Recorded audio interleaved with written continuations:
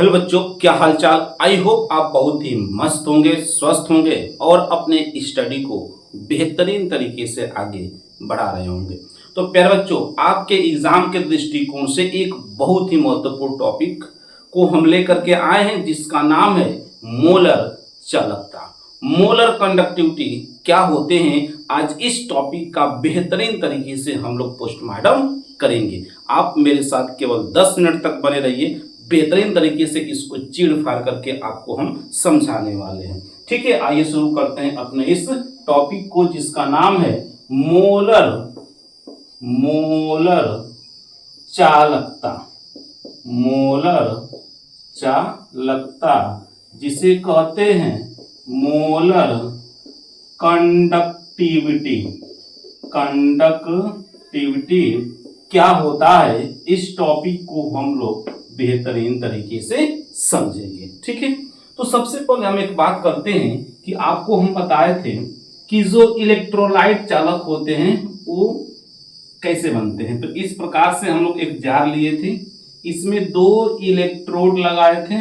क्या लगाए थे भाई? 2 इलेक्ट्रोड। एक का नाम क्या था? एनोड था। पता है कि नहीं पता है?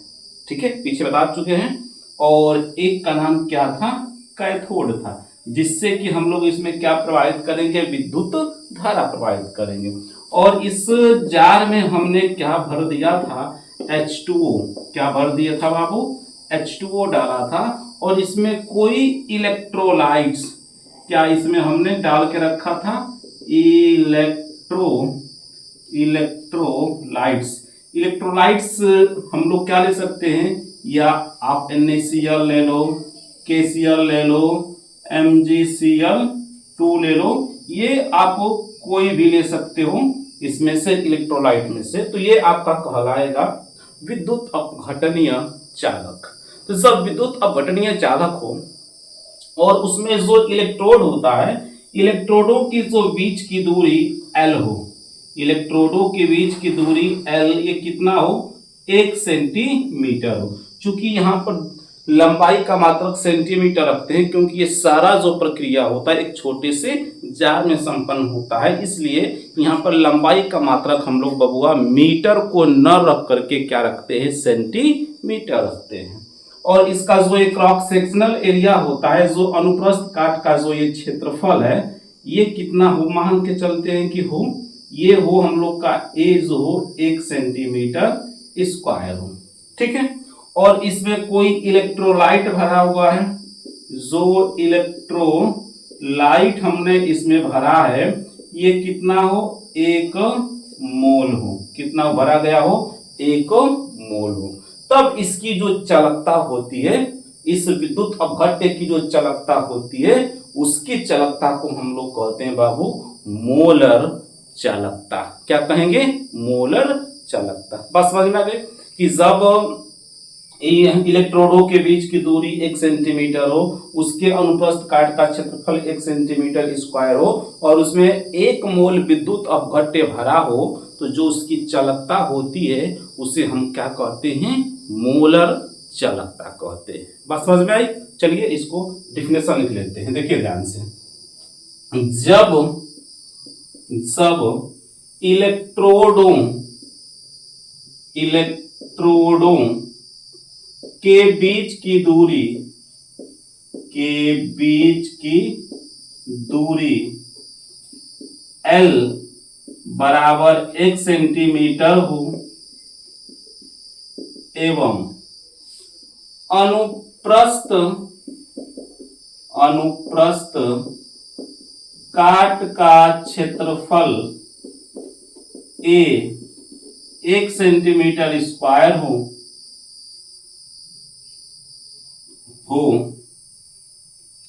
एवं उसमें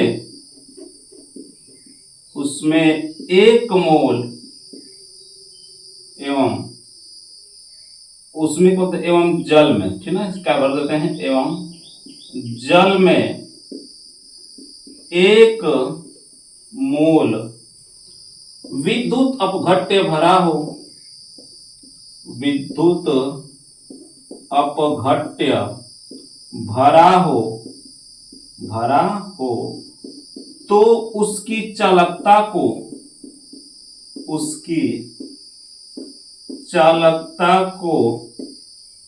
मोलर चालकता कहते हैं।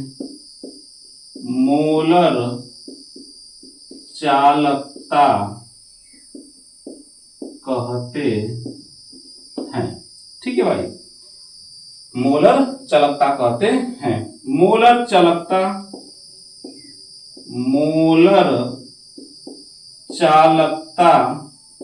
को लैम्डा m से दर्शाया जाता है।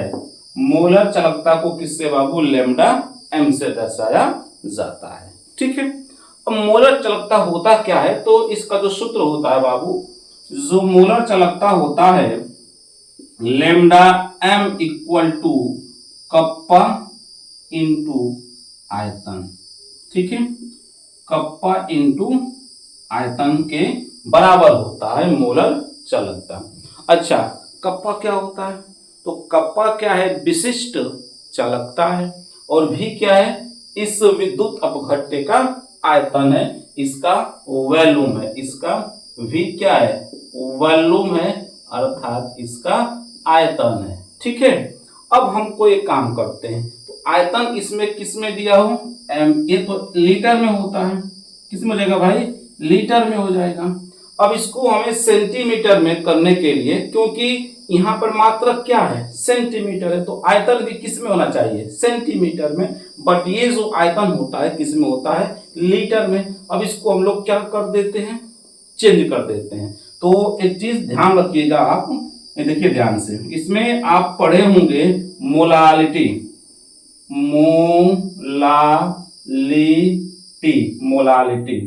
मोलालिटी m बराबर आपने पढ़ा होगा n बाई भी किसमें? लीटर में। ये आपने पढ़ा होगा n बाई भी लीटर में। तो आप इसे लिख सकते हो m equal to n by भी, और ये किस में हो जाएगा? लीटर में। जहां हमने n क्या है? Number of moles. तो नंबर ऑफ मोल्स कितना मानना है? 1 मोल। ठीक है, ये तो जहां आपका n बराबर कितना हो जाएगा? 1 मोल। तो आप लिख सकते हो m इक्वल टू 1 बाई भी, और ये किस में हो जाएगा? लीटर में। यहां से इसको पक्षांतर करिए v का, क्योंकि हमको v का वैल्यू निकाल करना है, यहाँ पर v का मान रखना है इसको। तो v का मान निकालिए, यहाँ पे क्या हो जाएगा? तो v litre equal to 1 by m, ये हो जाएगा। यहाँ से v litre equal to 1 by m हो जाएगा। अब एक काम करते हैं, v लीटर को सेंटीमीटर में चेंज करना होता है। तो देखिए ध्यान से, तो v सेंटीमीटर क्यूब, ठीक है, v सेंटीमीटर क्यूब को यदि इसमें हम गुणा कर देते हैं v लीटर इंटू कितना बाबू? 1000, तो वह किसमें चेंज हो जाएगा? सेंटीमीटर क्यूब में।